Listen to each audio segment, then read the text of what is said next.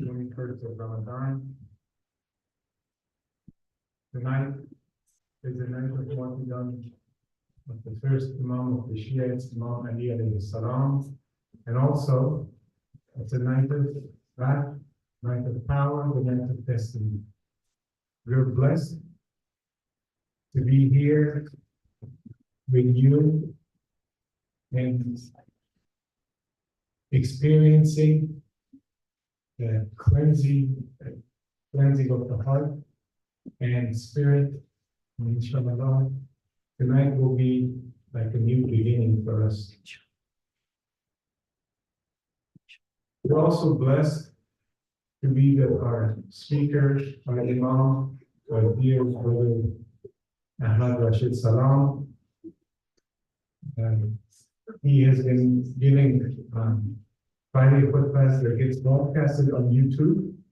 I know some people here are customers of the YouTube Friday prayer khutbah.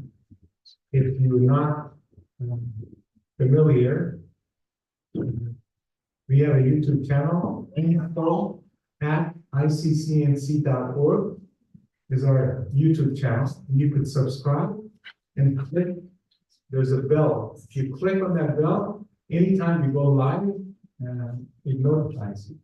Our Rashid gives Friday khutbah every Friday at 1 o'clock, but it also gets broadcasted on YouTube. But if you missed it live, you can watch it on the YouTube channel.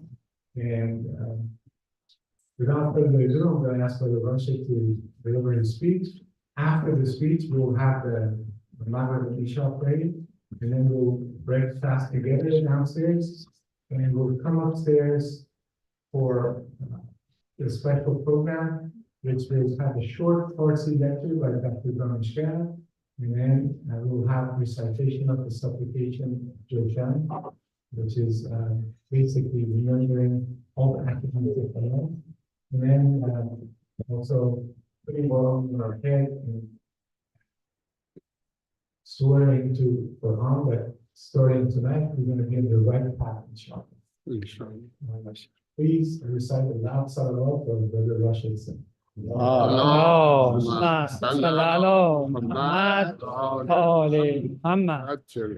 I said salam, but salam and salim come from the same root. أعوذ بالله من الشيطان اللعين الرجيم بسم الله الرحمن الرحيم نستعين والصلاة والسلام على سيدنا محمد وآله الطاهرين اللهم صل على محمد. ربنا لا تزغ قلوبنا بعد إذ هديتنا وهب لنا من لدنك رحمة إنك أنت الوهاب يا من اسمه الدواء وذكره شفاء وطاعته بناء يا حي يا قيوم يا من لا إله إلا أنت. فأما بعد, respected brothers and sisters, dear elders, Assalamu alaikum wa rahmatullahi wa barakatuh. Assalamu alaikum. May Allah subhanahu wa ta'ala utter the words of peace to you and to us on the day of judgment, inshallah. As the Quran mentions, Salamun qawlan min Rabbir Rahim. Peace and abiding and a comforting and eternal peace is the utterance and the speech and the word and the conveyance from the most merciful, cherishing Lord. And it is in the sacred month of Ramadan that you and I, inshallah ta'ala, receive a small glimpse of what it means to be the subject of Allah subhanahu wa ta'ala's salam. Salamun ala Nuhin fil alameen. Salam in the Quran and this utterance of peace is a very powerful and a very potent thing. In our day-to-day conversations and greetings, we say salam as an easy exchange and we pass on. But salam is powerful, it's beautiful, it's poetic, it's mystical. It conveys sincerity. It conveys a cosmology, a structure, an aim. It conveys an essence. This religion is inviting you and I toward this essence, towards this reality, towards this experience. And all of this has various dimensions and components. If there isn't peace within our own selves, we can't offer peace to the next person. The salam that is said from a heart and from an individual who is not at peace, or who doesn't value peace, or who doesn't honor peace is empty. But the one who says salam, and that salam stems from, it flows from an inner reality, an inner truth that touches the heart, that stays with you, that's meaningful. There needs to be salam and peace and comfort within society in order for members of society and for seekers to experience the realities of religion. Imam Ali, sallallahu alayhi, this day marks his martyrdom in his rihla. This term rihla means to pass on, to journey on, to carry on. We're all going to, in one way or another, experience this rihla. We're going to pass from this world. Now, some of us, when we hear passing, when we hear death, we get tense, we get worried. What about my 401k? What about my home? Which one of my children or which one of these individuals will have access to the inheritance? And there are others, when they hear the word rihla, they smile. There's excitement, there's joy, there's preparation. Why? Because they have understood that this life is temporary. This life is fickle, it's going to pass. Ash yahdaza banashdan baras forsete mo hamim mekdaras mordaham din qiyamat darat mizan chakada dushwas. All of life is like a tear that lasts on the eyelash just for a moment. Ash yahdaza banashdan baras forsete mo hamim mekdaras. The opportunity and the chance at life is this brief moment. This brief moment.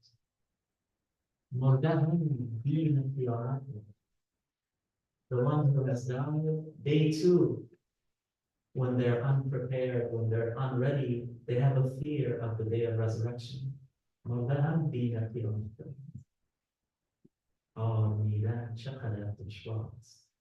How difficult, how extenuous is it to find peace, to find rest, to find comfort. Now, the month of Ramadan is a month in which you and I are invited to experience peace, experience salam.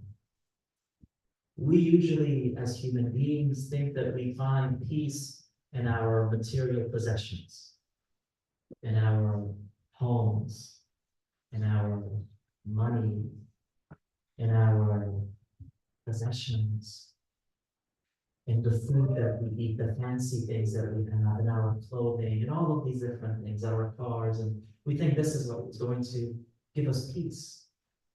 If it didn't give us peace, and if it didn't give us pleasure and comfort, why would we spend an entire life toiling and working for this?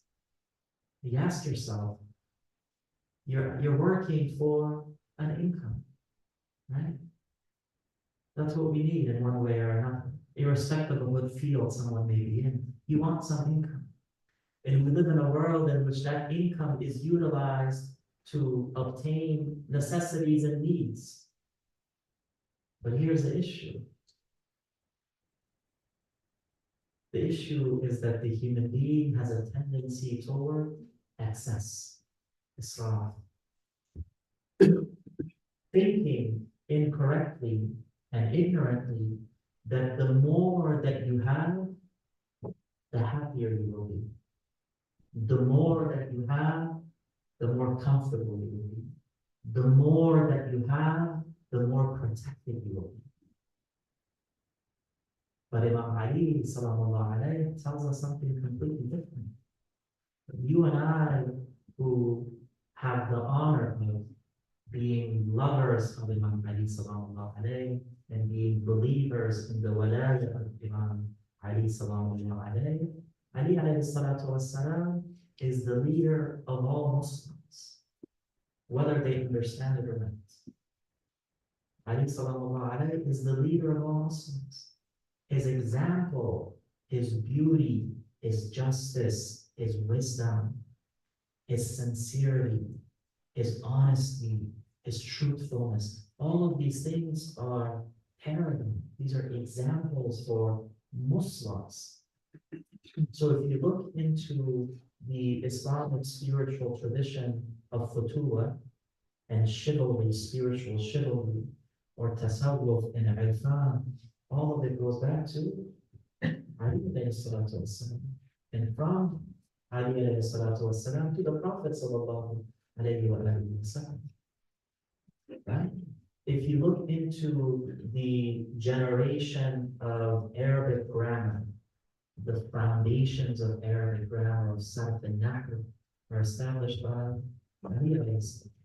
If you look at kalam and the exposition of kalam, and if you look at mysticism, you look at ta'wil, all of these various things, they go back to Imam Ali sallallahu alayhi. But he did not come up with these things on his own. Ali alayhi salatu wasalam did not come up with these things on his own. He received them from the Prophet sallallahu alayhi. And the Prophet directly from Allah subhanahu wa ta'ala. Right? So Ali sallallahu alayhi is the protector of the prophetic way. He is the protector of the Quran and the realities of the Quran. He is the protector of aql and naql, of both wisdom and tradition and transmission. He is the protector of Islam's spiritual truths and realities. What does he tell us? He says that possessions are something that you must watch and you must guard. What you possess, you have to watch it. You're here, your ring cameras and bank accounts and everything else, you get a nice new car and you park it far away. You don't want someone to scratch it or to hit it or something along those lines. You're constantly worried about it. You get a pay raise or your whatever works in your favor, you start thinking about, well, I need to make sure that I don't lose it. I need to make sure that I don't, decrease in these possessions. So you're constantly worried about it. You're constantly watching over it, is what the Imam says. That's what material things are. That's what madiyat and mal is. But he says wisdom, ma'rifah, right? Wisdom and ma'rifah watches over you. The one who has wisdom, you're not constantly on guard. You're not constantly anxious about what could happen. What's happening to the stock market? What's happening with the quarterly numbers? What's happening with this? What's happening with that? When it comes to wisdom, when it comes to ma'rifah and experiential knowledge of the divine, it watches you, it protects you, it guards you.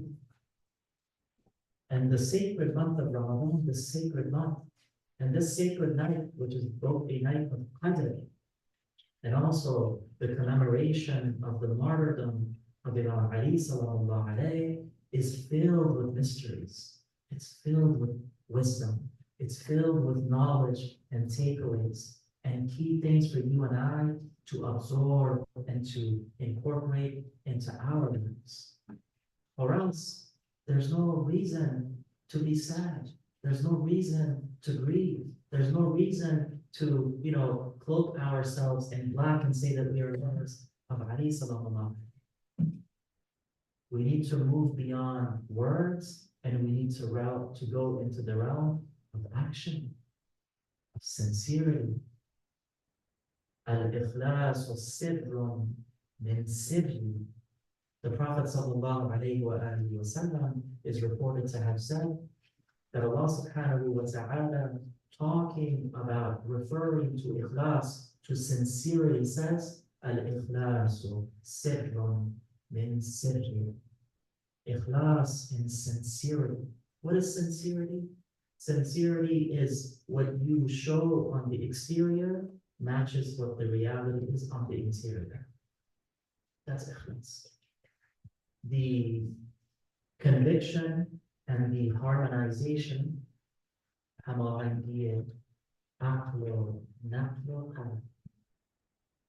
what is in the mind and in the conscience, what is in the heart, and what is uttered on the tongue. This is ikhlas. Allah subhanahu wa ta'ala says it is one of the mysteries of my mysteries, one of the secrets of my secrets. One of the beautiful ways for you and I to understand truth. And this life is about unveiling. I've mentioned multiple times that the word deen is derived from the classical Middle Persian word didan, which means to see. Deen and religion is about understanding and learning and growing and strengthening in our ability to see. What are we trying to see? Things? Objects? No, we're trying to see the reality of things. We're trying to see the truth. We're trying to see the ayat of Allah subhanahu wa ta'ala in ourselves, in the afaq, in all of existence. Right? That is why the Prophet sallallahu alayhi wa sallam, in one of his supplications, he says, Allahumma arina al-ashya'a kama hiya. My Lord, show me the reality of things as they are, not simply as I see, this beautiful fragrant flower. Do I see this as a separate thing in a vase? Do I see all of you as separate individuals, or do I see all of us united, created by that same kun fayakun, sustained by Rabbul Alameen, right? Confined and commanded to Alastu bi Rabbikum, Inna lillahi wa inna ilayhi raji'un. These are realities. These are realities. But you and I oftentimes don't see these realities. We only see form. We only see objects. We only hear sounds. So the Imam says that wisdom and ma'rifah guards you. When you have sincerity, when you have ikhlas, there's transformation. Allah subhanahu wa ta'ala says in the Quran that shaitan is unable to sway and to deter those who are among the mukhlaseen, those who have purified themselves, those who have strengthened themselves, those who have robed themselves with sincerity. They are as they seem. The very famous lines where someone comes and, criticizes and accosts an individual and says, you're such and such a harsh individual. You're a bad person. You're a person of ill acts. And it says, whatever you say, that's true. But are you as you seem? Are you as you see? What is your internal state? What is your internal state? The nights of Qadr are opportunities for you and I to delve into these internal states, to uncover and remove some of these divisions and this dissonance, this disagreement that I have. This disagreement with what I say and this disagreement with what happens when I am by myself. What is happening in my thoughts? What is happening in my heart? Do I come to the center? Do I come to the masjid really to change? Really, are we really seeking change? Are we really seeking God's mercy? Or is it habits? Is it good to see friends? Is it good to have iftar, mashallah? And the other day I mentioned to you one of the secrets of having a good iftar is what? The loudness of your salawat beforehand. Sallallahu alaihi wa No. Salalo. Only.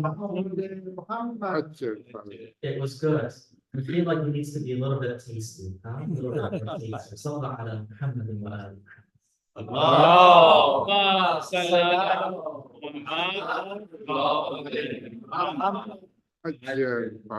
So the Imam sallallahu alayhi tells us and shows us how you and I can fully utilize and benefit this tremendous opportunities throughout the nights of Qadr.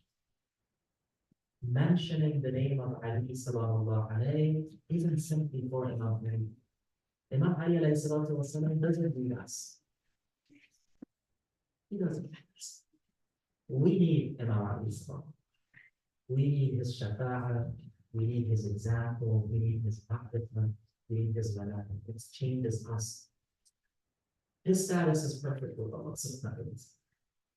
What we're trying to do is we're trying to gain entry into that.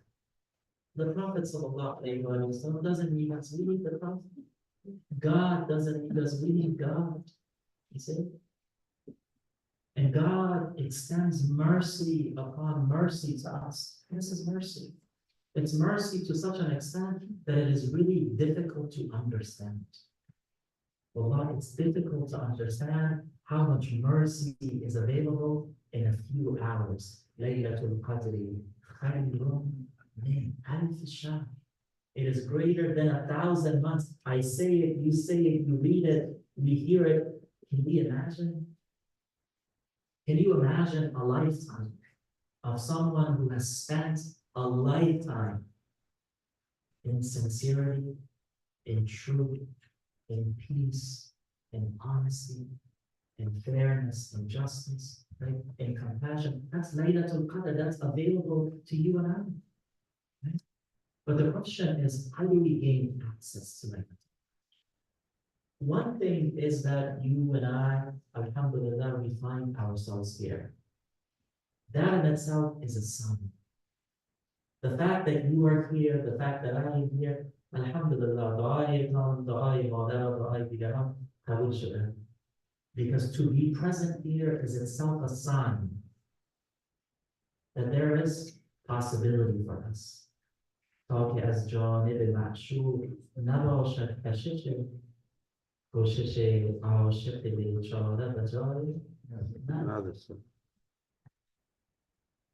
the fact that you and I are here is a sign from Allah subhanahu wa ta'ala.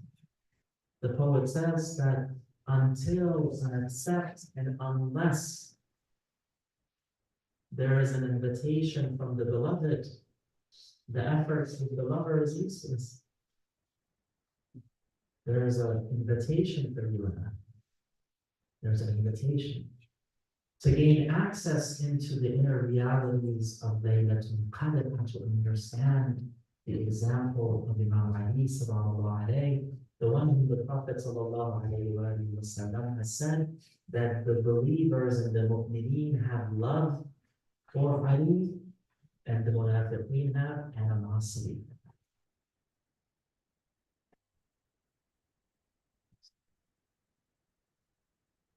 Imam Ali sallallahu alayhi tells us about the secrets of prayer, asrar as-salah, the secrets of prayer. I will, inshallah ta'ala, mention two of these secrets with the prayer and the hope that Allah subhanahu wa ta'ala gives us the honor and gives us the gift and gives us the tawfiq and gives us the opportunity to experience these secrets, inshallah tonight. And we ask Allah subhanahu wa ta'ala that during this night to grant us the sharh of our sabr, the expansion of our innermost heart. Alam nashrah laka sadrak. We ask Allah subhanahu wa ta'ala to open for us, open for us, and to infuse into our very core and our very essence that which transforms us, that which grants us nothing, that which illuminates in us our vision, in our mind, in our speech, in our life. I'm reminded of the very beautiful words of Qadr Ansar, Herat. He says, Ya Rabbil Mara Tuba Rahmat Jambi. If the heart is not alive, if the heart does not have understanding, there's no use for religion. Ya Rabbil Mara Tuba Rahmat Jambi. Darbe Hanara Vasabi.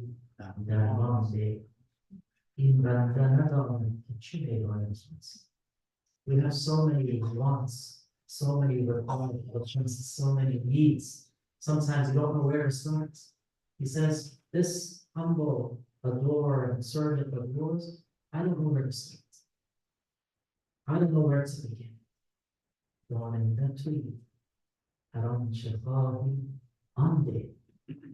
You are the one who is all-knowing. You are the one who understands the hidden and the apparent. Grant me whatever you decide, whatever you wish, whatever you want. Why? There's such a beauty and intricacy in this line, because God only grants us the best. Now, God is not stingy. Human beings are stingy. Right? You get the nice plate of food during iftar, you know, the nice rice and chicken and whatever else is there. You know, I come late, I see a nice little piece of things. You know, can I have a little bit? You say yes, no problem. Ta'aruf, right? And people do lots of ta'aruf. Where in your heart you're like, man, this guy, go get your own food. Why are you after my food? But we say qurban and ta'aruf. Then if I ask you the second time or the third time, you're not going to be as nice, right? You're going to be like, what's wrong with you? Please go grab some food. But when it comes to Allah subhanahu wa ta'ala, the more that God gives, there is no end to it. Sometimes the narrations mention that Allah subhanahu wa ta'ala withholds particular things, and the angels say, Ya Allah, this person has asked you over and over again for this thing. And the response is that I love the voice of the servant. I love the asking of this servant. I'm going to grant them something beyond their needs, beyond their wishes. But the fact that there is a najwa, the fact that there is a dua that's happening, Allah subhanahu wa ta'ala loves that seeking from the human being. You're seeking, and inshallah, my seeking. So the Imam sallallahu alayhi says that when you come to prayer, pray in the following manner. Pray as though it is your last prayer. As though it is your last prayer. Each part of prayer has a mystery. The wudu, the narrations mention that when you take ablution, the wudu has mystery. There are particular narrations that say that with every drop of water, a particular angel appears. And that angel acts as a purifier and someone who states prayer. That's why it's mustahab. It's recommended not to dry your body after wudu. That's mustahab. Not to dry your hands and your arms and your face, the wetness of, the mess of the head and the feet after wudu, because there's a secret to it.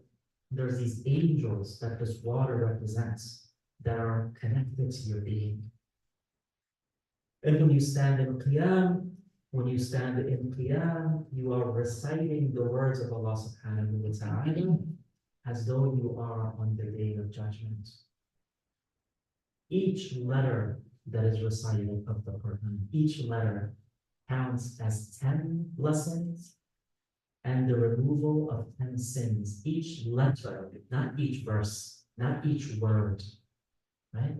So imagine standing in prayer with this sincerity, with this ikhlas that we say, qurbatan ilallah, seeking proximity to God. This is not a physical proximity. Allah subhanahu wa ta'ala says that we are aqrab min hablil warid. We are closer to you than your jugular vein.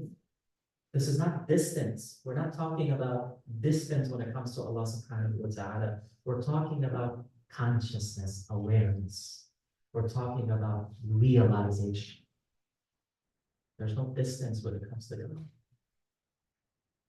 The distance is ours. Okay?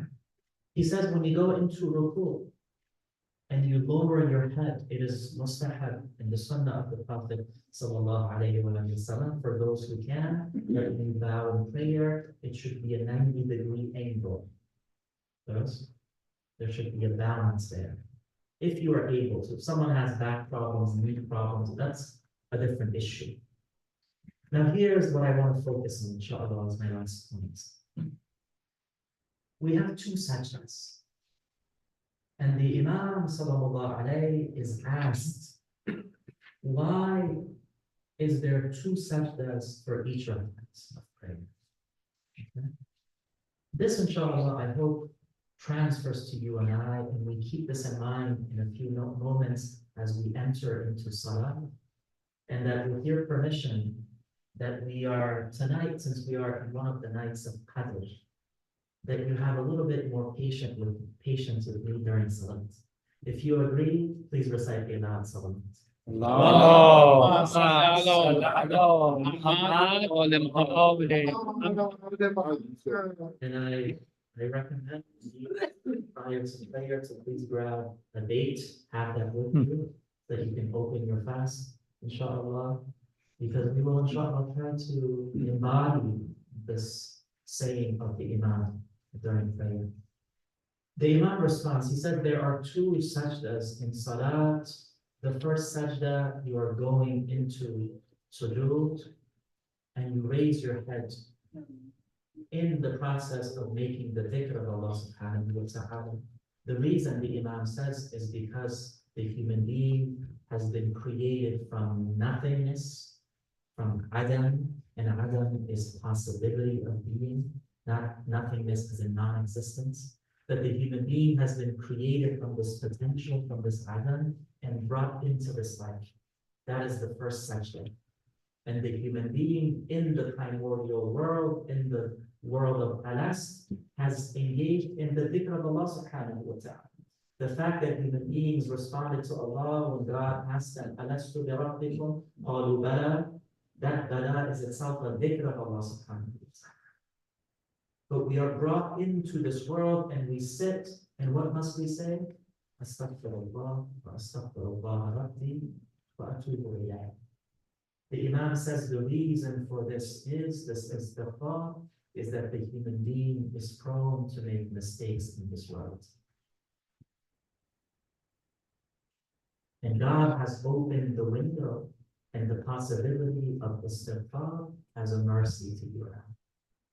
But notice the prayer doesn't end with that istighfar. We go back into sajda. And the Imam sallallahu alayhi says, you go back into sajda because you are put into the grave. This return is back into the grave. We are leaving this world. Even after this istighfar, we are going back into the grave. But the prayer doesn't end with that sajda. The head is raised once again. And the Imam says that this second raising of the head is because of Yawm al-Qiyamah. You will all be brought back to life from the grave.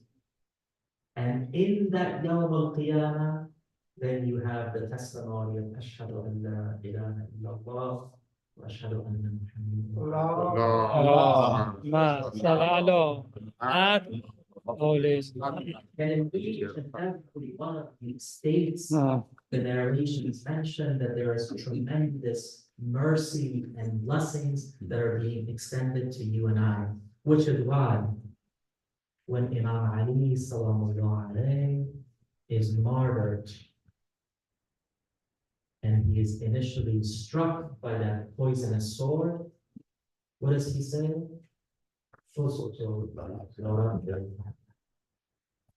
He is in a state of sajda. Now, you all know that Imam Ali sallallahu alayhi was undefeated in battle. We don't have in the narrations that the Imam ever said fustu after a battle.